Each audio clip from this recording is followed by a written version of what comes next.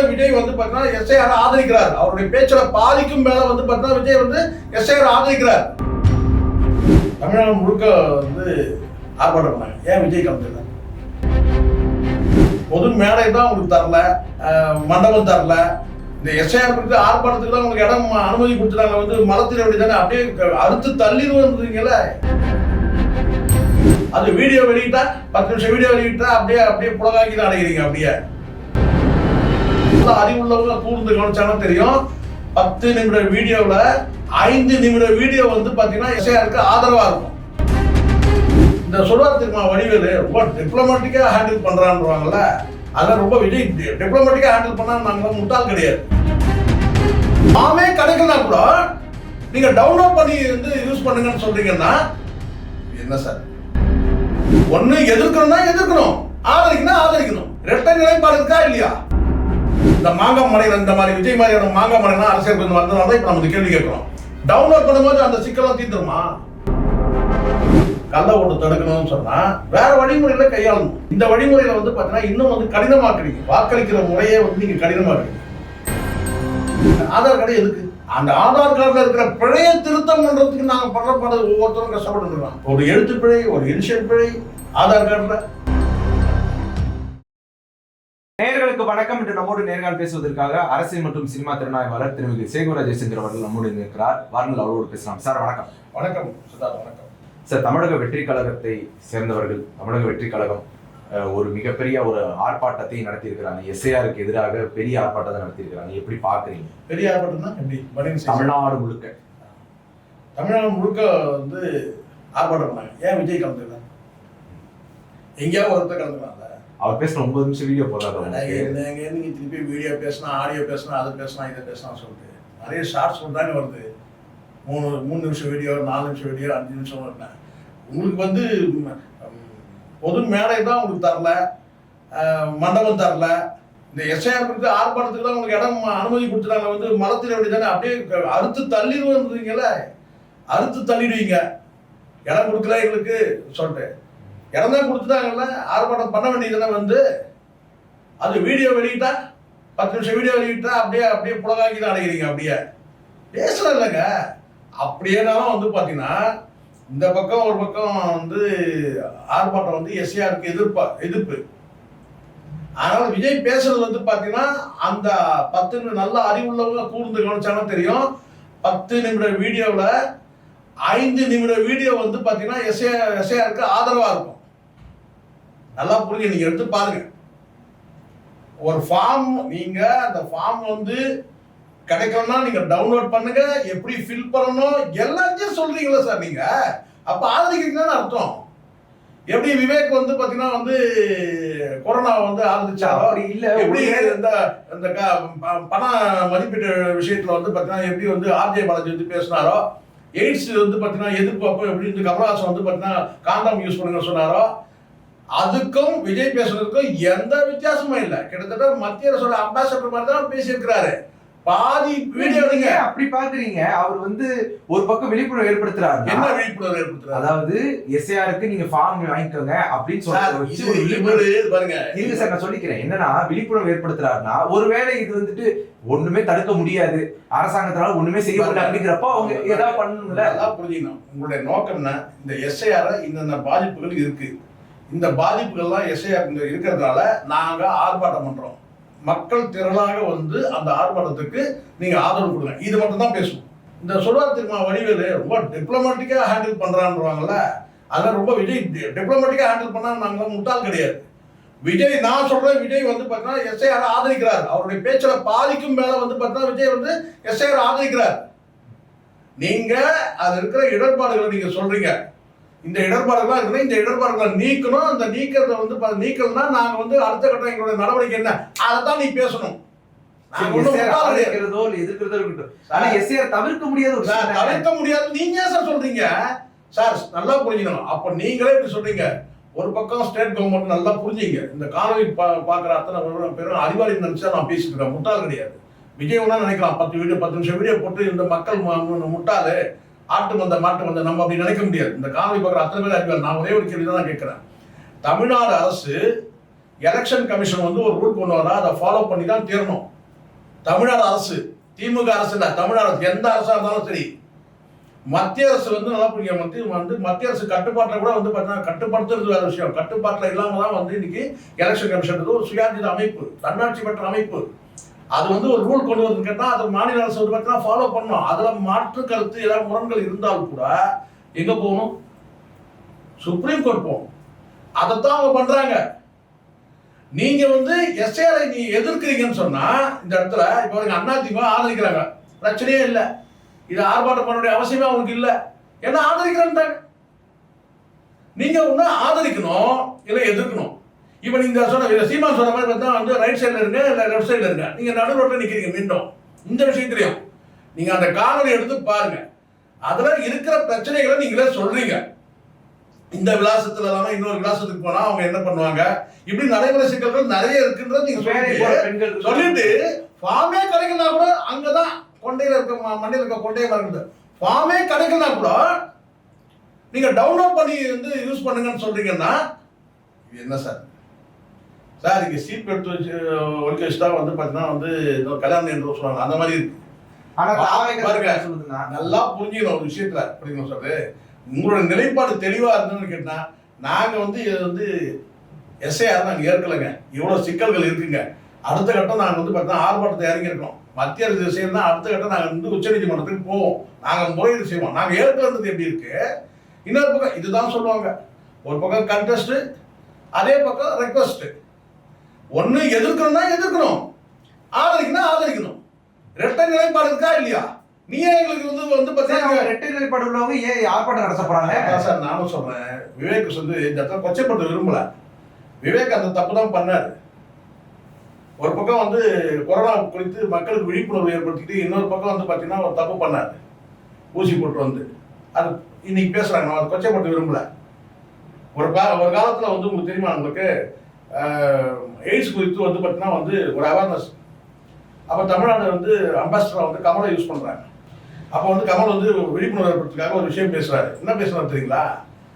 ஒருவனுக்கு ஒருத்தி இருந்தாக்கா அந்த எய்ட்ஸ் வந்து வரதை தடுக்கலாம் அப்படிலாம் பேசி இருக்கணும்.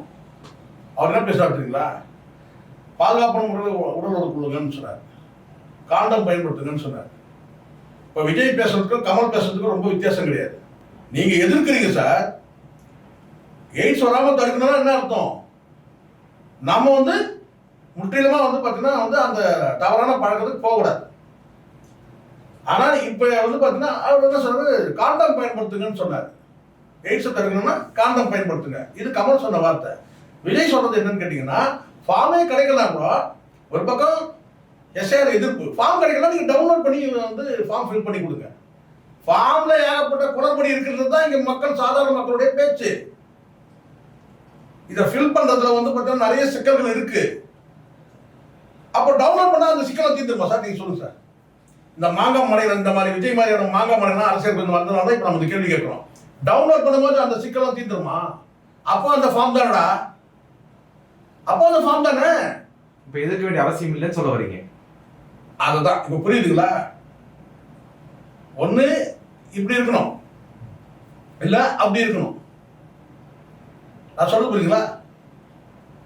சீமான் சொன்னா கரெக்ட். இந்த பக்கம் இல்லை அந்த பக்கம் இல்லை சார். நான் கேட்கறது கேட்டா, இந்த ஃபார்ம்ல நீங்க ஃபார்ம் பாத்தீங்களா சார்? நீங்க இந்த ஃபார்ம் பார்த்தவங்க அத்தனை பேரும் வந்து பாத்தீங்கன்னா கேட்டா வந்து எப்பேற்பட்ட முட்டாலும் இந்த ஃபார்மை ஏற்க முடியாதுன்னு சொல்றாங்கன்னா, அந்த ஃபார்ம் கிடைக்கணும்னா நீ டவுன்லோட் பண்றான்றான். டவுன்லோட் பண்ணி அந்த ஃபார்ம் டவுன்லோட் பண்ணும்போது அதெல்லாம் மாத்திரமான்னு கேட்கறேன் நான். அப்போ அதே ஃபார்ம் தானே. ஃபார்ம்ல ஃபில் பண்ணும்போது பல காலங்கள் வந்து நமக்கு வந்து அங்க வந்து குழப்பத்தை ஏற்படுத்துது, சிக்கலை ஏற்படுத்துது. பாமரர்கள் வந்து கன்ஃபியூஸ் ஆவாங்க. பாமர மக்கள் படிச்ச மக்கள் கன்ஃபியூஸ் ஆகலாம் சார். நீங்க பாமர மக்களை பத்தி பேசிட்டு இருக்கீங்க நீங்க. அப்ப இந்த இடத்துல நான் என்ன சொல்றேன்னா, இப்போ நம்ம பேசுறது வந்து வெறும் தாவேக்கோட ஆர்ப்பாட்டத்தை பத்தி பேசணும். இந்த தருதலைகளை பத்தினா நம்ம கணக்கே கிடையாது. முதல்ல அந்த 10 நிமிஷம் வீடியோ, இந்த பொறுக்கிகள் எல்லாம் வந்து பாத்தீங்கன்னா அங்க வந்து திமுக அரசை வந்து எதிர்க்கிறான்னு சொன்னா அதுலயே புரிஞ்சுக்கலாம். எஸ்ஐஆர் எதிர்த்து ஆர்ப்பாட்டம் குறிப்பா நீ பார்க்கணும். அதுல ஒரு அம்மா வந்து பேசுறாங்க, என்னன்னா வந்து அம்மா இல்ல அது ஆன்டின்னு சொல்லுங்க. அவங்க வந்து அல்ல, நம்ம மதிப்பா தான் நீங்க சொல்லுங்க. நீங்க என்னன்னா ஒருவேளை ரைட் ஓகே. அவங்க என்ன சொல்றாங்கன்னா, 4 அதாவது நான் என்னுடைய ஒய்ஃப் ஓட்டு போட்டாங்க, யாரும் சொன்னீங்கன்னு தெரியல. சரி சொல்லுங்க. என்னோட ஒய்ஃப் ஓட்டு போட்டாரா அப்படின்னு சொல்லி ஒருத்தர் வந்து கேட்கிறாரு. அவங்க இப்பதான் ஓட்டு போட்டு போனாங்க அப்படின்னு தேர்தல்ல வாக்கு வந்து வாங்குறவங்களுக்கு சொல்றாங்க. ஆனா அவங்க செத்து போய் 4 வருஷம் ஆகுது, இறந்தவங்க எப்படி அங்க வந்து வாக்குகளை போடுறாங்க? இதெல்லாம் தருதலைகள் வந்து இந்த தாவேக்கால தருதலை பேச நல்லா புரிஞ்சுங்க சார். இந்த இடத்துல ஒரு விஷயத்தை நல்லா புரிஞ்சுங்க. இதெல்லாம் எலெக்ஷன் கமிஷன் சரி பண்ணக்கூடிய வேலை. இப்போ எலெக்ஷன் கமிஷன் அதை சரி பண்ணுறதாக நம்ம எடுத்துப்போம், பிரச்சனை இல்லை சார். நீங்கள் சரி பண்ண அதை சரி பண்ணுறதுல ஏற்படக்கூடிய வழிமுறைகள் தான் நம்ம பார்க்கணும். இது உள்நோக்கம் உள்ளதான் இருக்குது. இப்போ நான் சொல்கிறேன், இங்கே நடைமுறையில் நிறைய சிக்கல் இருக்குது சார். இப்போ நான் வந்து இப்போ நம்ம அதே கதைக்கு வருவோம். இப்போ நான் ஒரு விலாசத்தில் இருக்கிறேன், அந்த விலாசத்தில் நான் இன்னொரு விலாசத்துக்கு போயிடுறேன். நான் உடனே வந்து பார்த்தீங்கன்னா வந்து என்கிட்ட இருக்கிற டாக்குமெண்ட்டுக்கு நான் மாற்றணும்னா ஒரு 5 டாக்குமெண்ட் இருக்குன்னு வச்சுக்கோங்களேன். 5 டாக்குமெண்ட், அந்த 5 டாக்குமெண்ட்டும் நான் வந்து மாற்றணும். 5 வேலைக்கான டாக்குமெண்ட் நீங்கள் எடுத்துங்க, எது வேணால் எடுத்துங்க. Voter ID, ration card, Aadhaar card, இதெல்லாம் நமக்கு ஏகப்பட்ட கார்டை கொடுத்துருக்காங்கல்ல. ஒரு 5 டாக்குமெண்ட் மாற்றணும். இதெல்லாம் ஒரே நாளில் இங்கேருந்து நான் ஷிஃப்ட் ஆனதும் மாற்ற முடியாது, அது வார வீடு. அங்கேருந்து நான் வந்து நிலையாக இருப்பேனா இல்லை இன்னொரு 6 மாதமோ இல்லை 1 வருஷம் கழிச்சு நான் அங்கேருந்து வந்து காலி பண்ணி இன்னொரு தொகுதிக்கு போயிடலாம். இன்னொரு வீடு தான் அந்த தொகுதிக்குள்ளேயே இருக்கிற இன்னொரு வீட்டுக்கு கூட நான் போயிடலாம். நீங்கள் தொகுதிக்கு போனாலும் சரி, வீடை மாற்றினாலும் சரி, நீங்கள் வந்து பார்த்தீங்கன்னா வந்து விலாசத்தை மாற்றணும். ஏன்னா உங்கள் ஓட்டு வந்து பார்த்தீங்கன்னா அந்த விலாசம் தான் இருக்கும். நீங்கள் ஒரு 4 தெரு தள்ளி போயிட்டீங்கன்னா கூட அங்கே வந்து பார்த்தீங்கன்னா வந்து அந்த விலாசத்துக்கு நீங்கள் மாற்றணும். நடைமுறையில் இவ்வளோ சிக்கல். நம்ம எல்லாரும் சொந்த வீட்டில் இருக்கிறவங்க கிடையாது. சில பேர் தொகுதி விட்டு கூட தொகுதி போயிடலாம். திடீர்னு ஒருத்தர் வேலூர் வந்து பார்த்தீங்கன்னா வந்து திருச்சிக்கு போகிறான், திருச்சியில் இருக்கிற சென்னைக்கு போகிறான், சென்னையில் இருக்கிறவங்க வந்து பார்த்தீங்கன்னா வந்து கோயம்புத்தூர் போகிறான், கோயம்புத்தூர் இருக்கிறவங்க தஞ்சாவூர் போகிறான், தஞ்சாவூரில் இருக்கிறவங்க வந்து மதுரைக்கு போகிறான். இப்படி இருக்கும்போது அந்த இடத்துல வந்து நீங்கள் வந்து பார்த்தீங்கன்னா ஒரு இடத்துல நீங்கள் போகும்போது ஒரு 5 ஆண்டு காலத்துக்குள்ளே வந்து பார்த்தீங்கன்னா வந்து 3 இடம் 4 இடம் மாறக்கூடியவங்களாம் இருக்கிறாங்க சராசரியாக மக்கள். சாதாரணமாக நான் வந்து வாடகை வீட்டில் இருக்கிற குடியிருக்கணும்னு சொல்கிறேன். நீங்கள் சொந்த வீடே இருந்தால் கூட சொந்த வீட்டில் வந்து பார்த்தீங்கன்னா வந்து புலம்பெயர்ந்து இன்னொரு இடத்துக்கு போகும்போது பார்த்தா அதை வாடகை விட்டு போயிடுறான். அவன் வந்து அங்கே போயிட்டு அட்ரஸ் இப்படி விலாசம் மாற்றுறது கேட்டால் இந்தியாவில் வந்து பார்த்தீங்கன்னா சர்வசாதாரணம் நடக்குது. இது இப்போ இந்த இடத்துல நீங்கள் வந்து நான் கேட்டால் குறிப்பிட்ட ஒரு வந்து இந்த எப்படி இந்த ரேஷன் பொருட்கள்லாம் வந்து நீங்கள் எங்கே வேணாலும் வாங்கிக்கலாம்னு சொல்கிறாங்க. இப்போ தான் ரூல் கொண்டு வந்துருக்காங்க. ரேஷன் பொருளை நீங்கள் எங்கே வேணாலும் வாங்கிக்கலாம், கார்டை காமிச்சிட்டு நீங்கள் எங்கே வேணாலும் எந்த கடையில் வேணாலும் நீங்கள் வாங்கிக்கலாம்னு சொல்கிறாங்க. சரிங்களா? அதுலேயே எவ்வளோ தூரம் சக்ஸஸ் ஆகுதுன்றது நமக்கு தெரியல. இது ஒரு பக்கம் இருக்குது. இன்னொரு பக்கம் வந்து கேட்டால் இந்த மாதிரி வந்து விலாசங்கள் மாறும்போது பார்த்தீங்கன்னா அவங்க வந்து இந்த ஃபார்ம் இந்த கொடுத்து இப்போ நீங்கள் இதை பண்ணுங்கன்னு சொல்லி இப்போ கொடுக்கும்போது ஒரு 6 மாதம் எதுக்காக காரணம் சொன்னாங்கன்னா இவ்வளோ நெருக்கடியில் கொடுக்குறீங்கன்னு சொன்னால் ஆமாங்க இப்போ வந்து பதிவேற்றம் பண்ணக்கூடிய அந்த ஃபார்ம் வச்சு நாங்கள் வந்து எந்த தொகுதியில் ஓட்டு இருக்குன்றதை டிசைட் ஆகிடும். இதை நாங்கள் வந்து 1 வருஷத்துக்கு 2 வருஷம் முன்னாடி கொடுத்தோம். அந்த ஃபார்ம் ஃபில் பண்ண பிறகு கூட சில பேர் வீடு மாறிடுவாங்க. ஃபார்ம் ஃபில் பண்ணி கொடுத்த பிறகு கூட வீடு மாறிடுவாங்க. அந்த மாதிரி ஒரு சூழ்நிலை இருக்குது. சில காரணம் என்னென்னவோ காரணம் சொல்கிறாங்க சார். இது எல்லாமே மக்களை வந்து பதற்றத்திலேயே ஒரு குழப்பத்தில் ஏற்படுத்துறதா அதை. இப்போ இந்த இடத்துல கேட்டால் ஏற்கனவே ஒரு நடைமுறையில் வந்து பார்த்தீங்கன்னா கள்ள ஓட்டு இருக்குது அப்படின்னு சொல்லி கள்ள ஓட்டு போடுறவங்களாம் இருக்கிறாங்கன்னு சொல்லிட்டு அந்த கள்ள ஓட்டை தடுக்கிறதுக்கு ரூம் போட்டு அதிகாரிகள் யோசிக்கணும். இது எப்படி தடுக்கிறது? இந்த இடத்துல ஒரு இடத்துல வந்து நான் எப்படி இருந்தாலும் வந்து பார்த்தீங்கன்னா நீங்கள் ஓட்டர் ஐடின்னு ஒன்று கொடுத்துருக்கீங்க. அந்த ஓட்டர் ஐடியை பயன்படுத்தி தான் வந்து வாக்களிக்க போகிறாங்க. சொல்றது ஒரே இடத்துல வந்து ரெண்டு இடத்துல வந்து பார்த்தீங்கன்னா வாக்கு பதிவாகிறதுக்கான வாய்ப்பு இல்லை. அதுக்கப்புறம் நீங்கள் மை வேற எழுதுறீங்க, இந்த இடத்துல இங்கு வேற, இது எல்லாமே நடக்குது இல்லை. ஸோ நான் இதை தாண்டி வந்து பார்த்தீங்கன்னா அங்கே வந்து வாக்காளர்கள் வந்து இத்தனை ஆயிரம் பேர் இருக்கிறான், அத்தனை ஆயிரம் பேர் இருக்கிறாங்க. இதெல்லாம் சரி பண்ணுறது எலெக்ஷன் கமிஷன் சரி பண்ணணும். ஆனால் சரி பண்ணக்கூடிய அந்த முறை தான் இங்கே சிக்கலாக. சரி பண்ணக்கூடிய முறை சிக்காது. சரி பண்ணணும்னு யாரும் சொல்லவே இல்லை. இங்கேருந்து இத்தனை வாக்காளர்கள் வந்துடுறாங்க, இங்கே வந்து 4000 வாக்காளர்கள் இருக்கிறாங்க. இது சொன்னாங்களே மத்திய அமைச்சர் நிதியமைச்சர் 9134 ஓட்டுன்னு சொல்லி சொன்னாங்க பாருங்க. இது வரைக்கும் அந்த மாதிரி நம்பர் நம்ம கேள்விப்படவே இல்லை. 9134 ஓட்டுன்னு சொன்னாங்க. அந்த மாதிரி ஒரு எண்ணிக்கை நம்ம பார்த்ததே கிடையாது வாழ்க்கையில். 2800 அதெல்லாம் வேற சொன்னாங்க சார். 9134 ஒரு எண்ணிக்கை சொன்னாங்க. அது நீ பார்க்கல போல இருக்கு. அதெல்லாம் ட்ரோல் ஆகிட்டு தான் இருக்கு. நமக்கு அது பிரச்சனை இல்லை சார். யாரு இந்த இடத்துல வந்து எலெக்ஷன் கமிஷன் வந்து ஒரு முறைப்படுத்தணுன்றதுல யாருக்கும் எந்த மாற்றம் கருத்து கிடையாது. அந்த முறைப்படுத்துறதுல மக்கள் வந்து கஷ்டப்படுறாங்க. இப்போ நீங்கள் வந்து கொடுக்குற அந்த நெருக்கடி என்னன்னு கேட்டால் பட்டியல் வந்து நீக்கப்படணும்னு ஒரு அறிவு கொடுக்குறீங்க. நீங்கள் வந்து இந்த எஸ்ஐஆர் ஃபில் பண்ணி கொடுக்கலன்னா உங்கள் பட்டியல் வந்து நீக்கப்படணும்னு சொன்னால் இப்போ இது ஒரு வகையான அச்சுறுத்தல் ஆகுது. புரியுதா சார்? ஃபில் பண்ணுறதுக்கும் அங்கே வழிவகை இல்லை. ஒரு அம்மா கதறதை நம்ம பார்க்குறோம். இன்னொரு பக்கம் நீங்கள் வந்து லிஸ்ட்டில் இல்லைன்னு சொன்னால் நாங்கள் வாக்களிக்க முடியாது. இதுதான் இப்போ அதான் நடக்க போகுதுன்னு வச்சுக்கலாம். லிஸ்ட்டில்னா வாக்களிக்க முடியாது. அந்த ஒரு சூழ்நிலை ஆகுது. யாரெல்லாம் வந்து அந்த ஃபார்மை ஃபில் பண்ணி கொடுத்தானோ அவன்லாம் வந்து வாக்களிக்க முடியாது. ஃபில் பண்ணி கொடுக்க முடியாத போனவங்கலாம் வந்து இப்போ நீங்கள் ஃபார்ம் எங்கேருந்து கொடுப்பீங்க? ஃபார்ம் வாங்கக்கூடியவங்க வந்து பார்த்தீங்கன்னா வந்து வேற ஒரு டிஸ்ட்ரிக்டில் இருக்கலாம். அவனுக்கு எப்படி இந்த ஃபார்ம் போகும்? அதுக்கு தான் வந்து விஜய் வந்து அவேர்னஸ் பண்ணுறாரு. கேட்டால் ஃபார்மை டவுன்லோட் பண்ணிக்க. அப்போ எப்படி இருந்தாலும் அந்த ஃபார்மை டவுன்லோட் பண்ணாலும் அதை ஃபில் பண்ண முடியாத சூழ்நிலை இருக்குது. அதில் இருக்கிற வந்து பல தகவல்கள் வந்து ஏன் ஃபில் பண்ணிட்டு வந்து ஒருத்தர் சொல்கிறாரு, நான் பண்ணது சரியாக பண்ணியிருக்கேன்னா தப்பாக பண்ணியிருக்கேன்னா தெரியல சார் எனக்கு அப்படின்னு சொல்கிறார். அவருக்கு ஒரு குழப்பம் இருக்குது. சொல்கிறார் ஃபில் பண்ணிட்டேன் சார், ஆனால் அது கரெக்டாக இருக்கணும்னு தெரியல எனக்கு அப்படின்னு சொல்கிறாங்க. ஸோ இந்த மாதிரி இது சிக்கல் இருக்க தான் செய்யுது. ஏற்கனவே நான் ஒரே ஒன்று தான் நான் சொல்லி முடிக்கிறேன் இந்த இடத்துல. என்னன்னா, ஏற்கனவே நமக்கு வந்து ஒவ்வொரு பூத்துலேயும் அல்லது ஒரு தொகுதியிலையுமே நமக்கு வந்து 59, 55 இவ்வளோதான் வந்து மொத்த போலிங்க. ஹையஸ்ட் போலிங் எவ்வளோ தெரியுங்களா? நம்ம இந்தியாவில் நம்ம தேர்தல் சராசரி நீங்கள் தேர்தல் எடுத்தீங்கன்னாக்கா 65லேருந்து 72, 75 தான் போகிறதே கிடையாது. 70 தான் வச்சுக்கோங்களேன் சராசரியா. 70 தான் வந்து ஹையஸ்ட் போலிங். ஏன்னா ஒரு 30% ஓட்டு வந்து பார்த்தீங்கன்னா 30லேருந்து 50% வரைக்கும் ஓட்டு போல் ஆகுறது இல்லை. இது உண்மை தானே? எல்லா தேர்தலும் நடக்குது. இதுதான் ஏற்கனவே வந்து பாதி பேர் ஓட்டு போல வர்றதே கிடையாது. அப்படி எடுத்துக்கணும். ஒரு தொகுதியும் நடக்குது. 30% வந்து 45% வரைக்கும் ஓட்டு போறது இல்லை. இப்போ நீங்க இன்னும் வந்து கொண்டு வந்து இந்த மாதிரி ஒரு பண்ணும்போது இன்னும் வந்து வாக்களிக்கிற சதவீதம் குறையதான் போகுது. அப்ப இது எதுக்காக இதை கொண்டு வராங்க? உண்மையிலேயே நீங்க வந்து போலி வாக்காளர்களை தடுக்கணும்னு சொன்னா, கள்ள ஓட்டு தடுக்கணும்னு சொன்னா வேற வழிமுறைகளை கையாளணும். இந்த வழிமுறையில வந்து பார்த்தீங்கன்னா இன்னும் வந்து கடினமாக்குறீங்க. வாக்களிக்கிற முறையே வந்து நீங்க கடினமாக்குறீங்க. எளிமையாக்காம கடினமாக்குறீங்க. அப்போ வாக்காளர் அட்டைன்றது வந்து பார்த்தீங்கன்னா அந்த இடத்துல ஃபெயிலியர் ஆயிடுச்சு டோட்டலா. ஓட்டை இன்னும் இருக்குல்ல சார். வாக்களிக்கக்கூடிய உரிமை அவங்களுக்கு இருக்காது. அப்போ அது போகஸா நீங்க வந்து கொண்டு போய் பண்ணிட முடியுமா? நான் கேட்கிறேன். சரி, அப்படியே ஒரு சில பேர் வந்து என்ன சொல்றது திட்டமிட்டு சொல்றாங்க. என்னன்னு கேட்டா, இந்த இடத்துல ஒரு 3000 ஓட்டு அதிகமா இருக்கு, இந்த இடத்துல 1000 ஓட்டு, இந்த இடத்துல 2000 ஓட்டு. ஆனால் தேர்தல் நின்று போட்டிட்டு ஜெயிக்கிறவங்க எல்லாம் வந்து பார்த்தீங்கன்னா வந்து யாரும் 500 ஓட்டு 1000 ஓட்டுலாம் வந்து யாரும் வந்து ஜெயிக்கிறதே கிடையாது.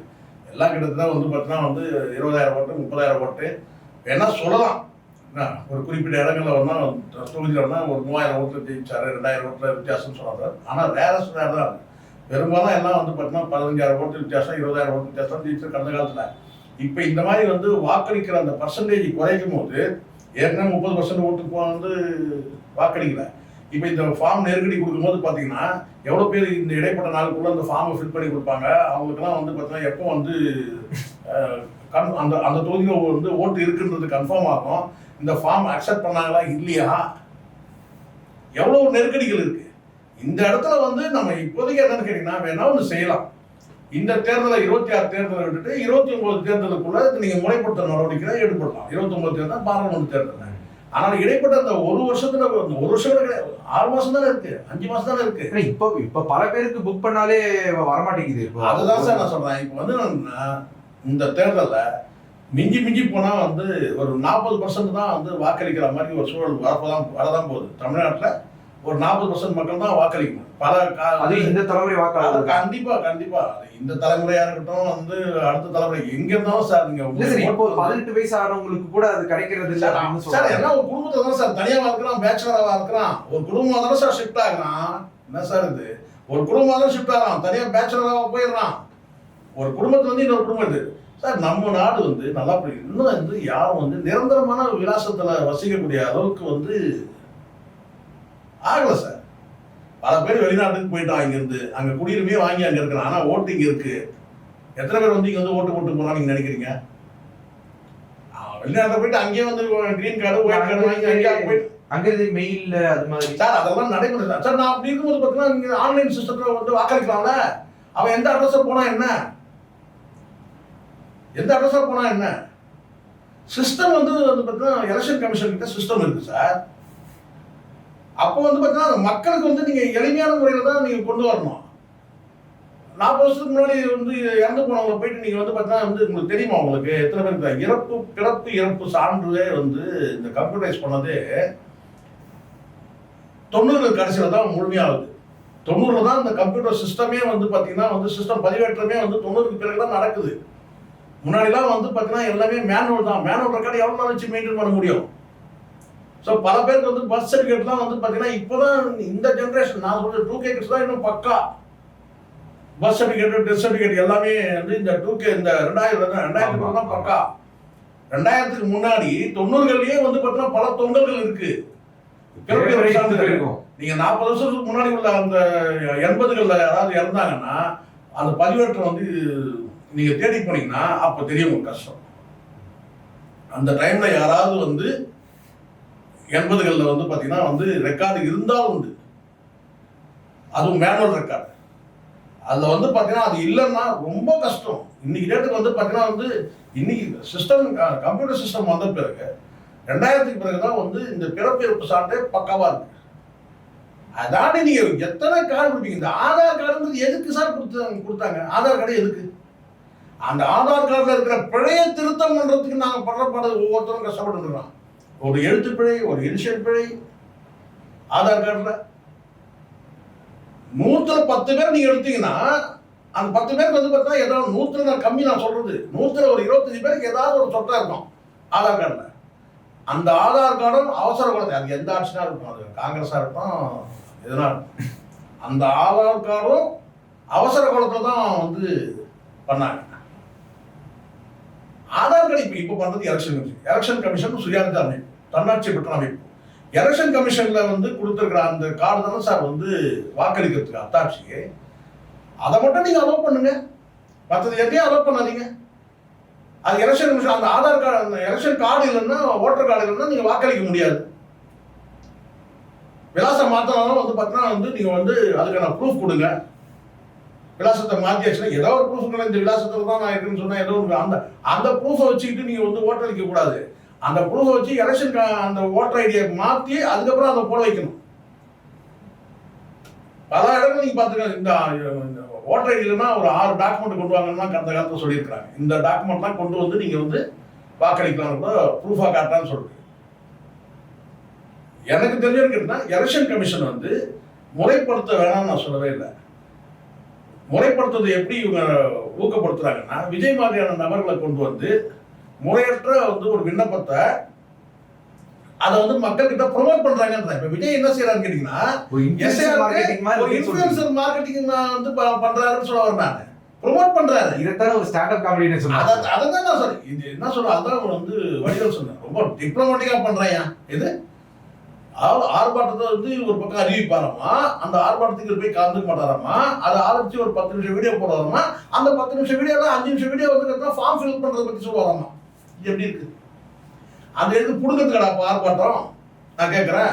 ஆர்ப்பாட்டத்தை போட்டு திமுக இல்ல சார், ஆர்ப்பாட்டத்தை போட்டு நீங்க வந்து பாத்தீங்கன்னா மத்திய அரசு தான் நீங்க சாடணும், திமுக அரசு சாடுறீங்க. ஏய் நீ திமுக வந்து எஸ்ஐஆர்ல வந்து சில முறைகேடுகான வேலைகளை பண்றாங்க, அதிகாரிகளை வச்சு பண்றாங்கன்னு சொல்றாங்க. முறைகளை எங்க பண்ண முடியும்? பாம கொடுக்கலாம் பேசுறேன். அவன் ரொட்டீன் வேலை செய்வானா அதிகாரி அங்க இருக்கிற வேலையை இந்த ஃபார்ம் கொடுக்குற வேலையை பண்ணிட்டு இருப்பான். அது நிக்கும்ல, ரெகுலர் ஒர்க்னு ஒண்ணு இருக்கு. நீ தனியா ஒருத்தர் பண்ணவே இல்லை, நல்லா புரிஞ்சுங்க. நீங்க இதை வந்து ரெகுலர் ஒர்க் பண்ணக்கூடிய அதிகாரிகள் கொடுக்குறாங்க ரெவன்யூ அத்தாரிட்டிஸ்னா ரெகுலர் வேலை பாதிக்கப்படும்ல. தினம் அவங்களுடைய பணிகள் இருக்குல்ல, அன்றாட பணிகள் ஒன்று இருக்குல்ல. எலெக்ஷன் கமிஷன் வந்து இந்த இடத்துல என்ன செய்யணும்னா இதுக்குன்னு தனியா வந்து ரெக்ரூட் பண்ணி அவங்க மூலம் நீங்க இந்த ஃபார்மை விநியோகம் பண்ணலாம். தனியா நீங்க ரெக்ரூட் பண்ணலாம். அதுக்கு இருக்கிற ரெவன்யூ அத்தாரிட்டி ரெகுலர் ஒர்க் ஒன்று பாதிக்கப்படுமே, அதை யார் செய்வாங்க? அது ஒண்ணு. ரெண்டாவது கேட்டா மாநில அரசு வந்து பாத்தீங்கன்னா வந்து இந்த எஃப்ஐஆர் ஃபார்ம் கொடுக்கறதுல வந்து தாமதம் பண்றாங்க, குளறுபடி இருக்கு, அது பண்ற இது பண்றாங்கல்ல. இப்ப நீயே தடுமாறுறீங்க. எஸ்ஐஆர் வந்து பாத்தீங்கன்னா ஆதரிக்கிறோமா எதிர்க்கிறோமா? எஸ்ஐஆர் வந்து எதிர்த்து வந்து ஆர்ப்பாட்டத்தை அறிவிக்கிற அங்க திமுக அரசு சார்ல எல்லாம் தருதல மாதிரி பேசுறானுங்க. உங்க நோக்கம் என்ன? மத்திய அரசு நீ சாடணும், அங்க திமுக அரசு சார்ல. இன்னொரு பக்கம் வந்து இங்க வந்து அவேர்னஸ் கிரியேட் பண்ற, ஃபார்ம் ஃபில் பண்றது எப்படி, ஃபார்ம் கிடைக்கலாம் நீ டவுன்லோட் பண்றது என்னடா உங்க ரெட்ட வேஷம். அவனுக்குதான் work. அவங்க double திமுக சினிமாவிலே சொன்னா சார், நீங்க அவரை சினிமாவிலே இவனுக்கு டபுள் ரோல் செட் ஆகாது சார். சினிமாவிலே வந்து பார்த்தீங்கன்னா டபுள் ரோல் செட் ஆகாது. அந்த பிகில் படத்துல நீங்க பாத்தீங்கன்னா உங்களுக்கு தெரியும், அப்போலே வந்து பாத்தீங்கன்னா வந்து அமுல் பேபி மாதிரி தான் இருப்பாங்க. என்ன அந்த தலையில வந்து பாத்தீங்கன்னா வந்து பெப்பர் சால்ட் அது தலையில அவ்வளவுதான் தவிர, அதுலேயே வந்து அப்போலே வந்து பாத்தீங்கன்னா வந்து அமுல் பேபி மாதிரி தான் இருப்பான். சினிமாவே எனக்கு டபுள் ரோல் செட் ஆகாது. அரசியல் நீ டபுள் ரோல் பண்ணா எப்படி? நீங்களே சொல்லுங்க. ஒண்ணு ஆதரவே எதிர்க்கணும். நீ உன் பேச்சுல நான் வந்து பாதிக்கு மேல பாக்குறேன். நீ அந்த ஃபார்ம் வந்து ப்ரொமோட் பண்ற, மத்திய அரசோட அம்பாசிடர் மாதிரி நீ செயல்படுற. அப்புறம் என்ன பண்ண? ரெட்டை வடம் தான். எஸ்ஆர் விஷயத்துல விஜய் வந்து ரெட்டை வடம் தான். மற்றபடி அந்த தற்கொலை தருதலைகள் வந்து அந்த ஆர்ப்பாட்டத்தில் பேசுறதும் பெருசா எடுத்து பேச முடியாது. புரியுதுங்களா? இப்பயாவது வந்து பாத்தீங்கன்னா வந்து சில தருதலைகள் வந்து எங்க வீட்டுக்காரை விட விஜய் தான் பிடிக்குன்னு பேசாம ஏதோ ஒரு அம்மா வந்து அரசியலுக்கு வந்து பேசுது. அவ்வளவுதான் நம்ம அப்படிதான் நம்ம எடுத்துக்கணும். உங்களுடைய நேரத்தை ஒதுக்கி எங்களோட கருத்துக்களை பண்ண நன்றி சார். நன்றி சார்.